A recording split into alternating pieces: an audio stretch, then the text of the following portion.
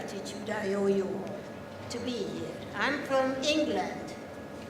I've been living there for many, many years. I'm a Holocaust survivor, born in Hungary.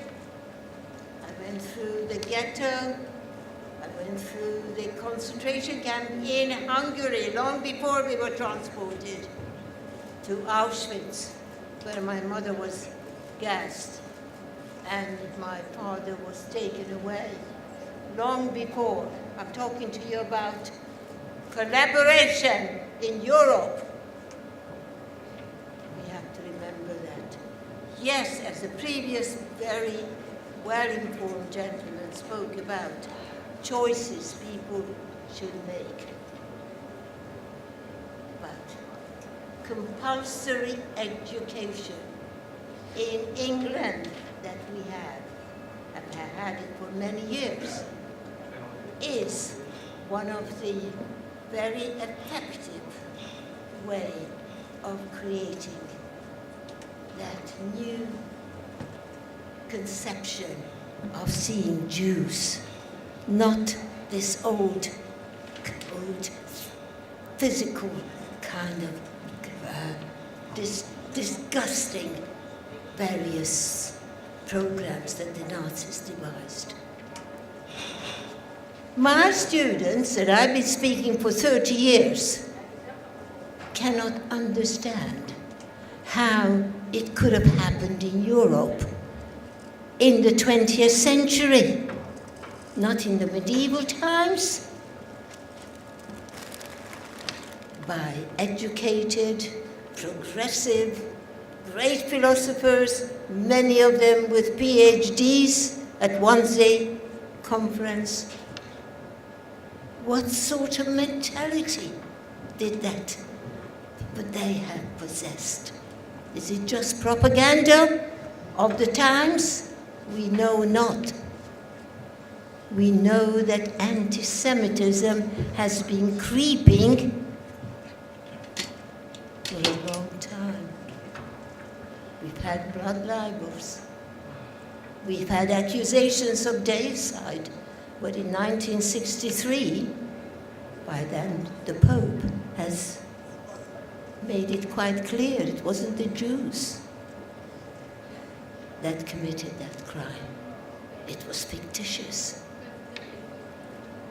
Because two authorities need to ignore that huge crime that was committed in the 20th century. The church came Easter in my lifetime. We had to erect wooden plaques so our windows should not be broken in, because we had been shouted at, you've committed that crime, Easter time. I lived in a village, very simple life. We were well integrated in the community. And we had my own late father, for instance, just to give you some idea, had fought in the First World War on the side, of course, of the Hungarians, the Austro-Hungarian Empire, captured by the Russians. And when he managed to escape, returned to Hungary in gratitude, he kissed the Hungarian soil. He used to entertain us, his children, 2 children in the family. My brother, 2 years older than myself, and myself. And I went to a local school, primary school. I had my friends. And we shared our little birthdays when we were lucky to have them. We danced the Czardash together. We felt very proud. But that anti-Semitism has been creeping along the history for centuries. We cannot eradicate it so quickly, though I and many, well, the few survivors are intensely involved in teaching about the Holocaust in England. It's compulsory. It is funded by our government, as many other projects are. Action. Action is what we need, because anti-Semitism has, as I say again and again, has been with us so long.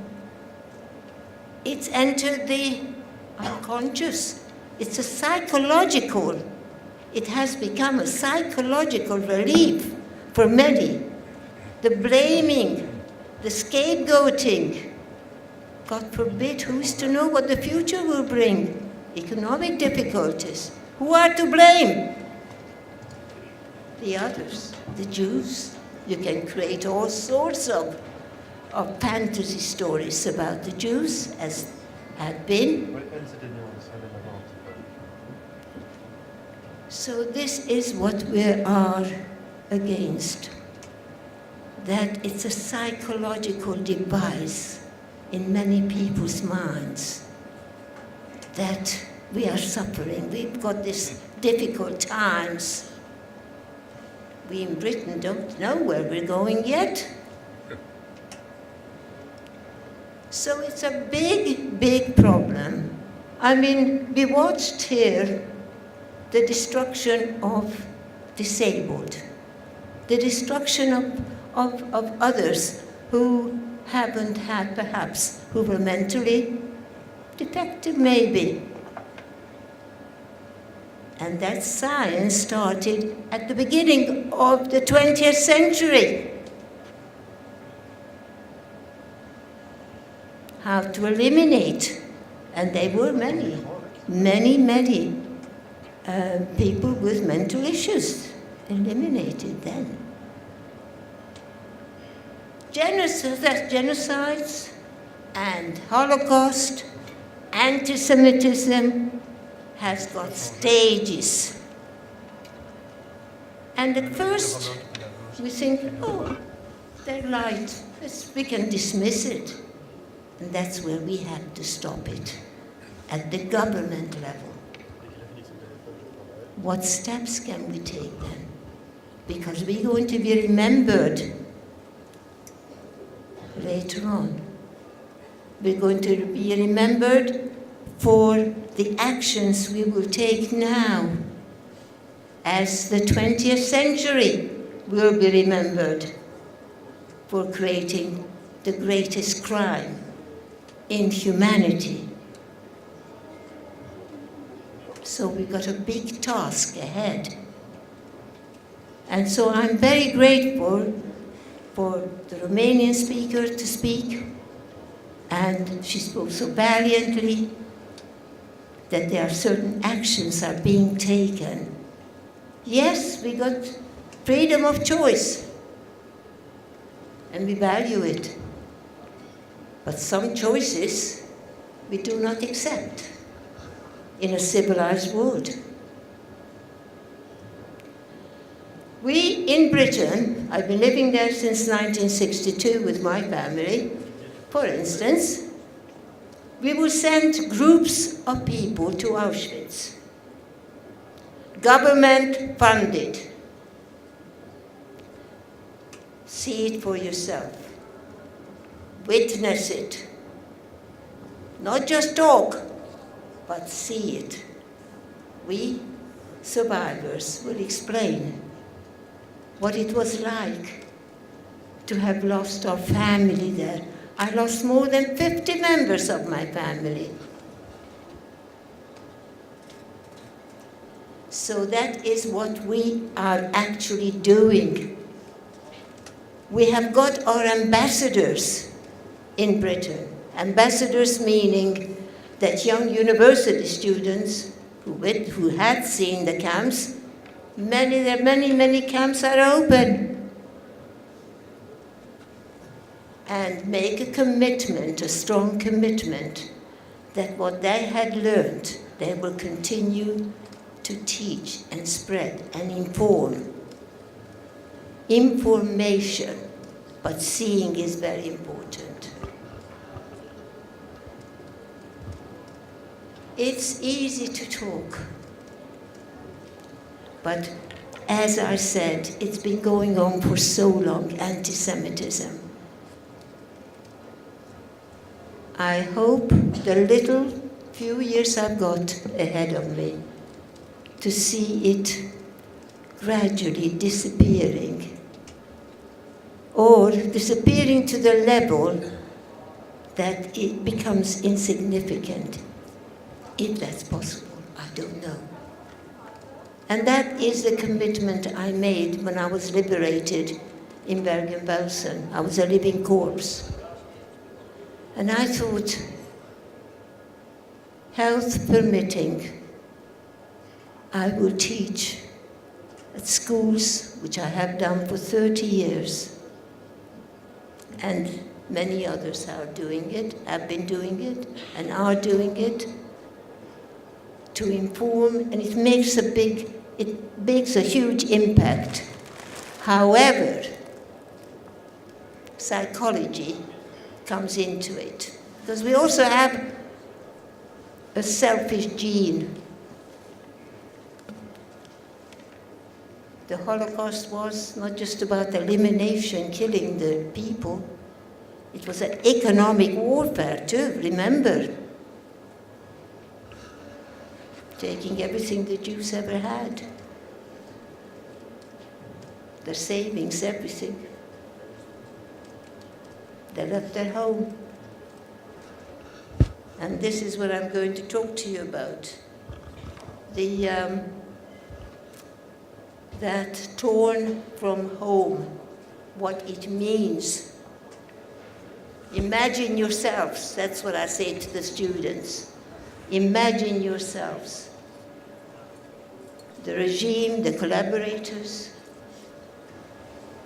will say, there is some fantasizing idea. You're going to be resettled. That's what we have been told. Resettled where?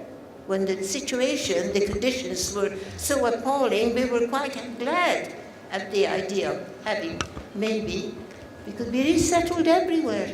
How would you feel if someone were to say that to you? Personalize it. Put yourself in that situation. That's what happened to us. We've had exclusionary laws long before I was taken to Auschwitz. We weren't part of the society. We were dehumanized before. We had been taken away our political rights, economic rights. We had to give up the little business we had, wood and coal business, in that little village in Pelshagad. Social life, my brother, 2 years older than me, couldn't go to the football matches anymore because he was beaten up.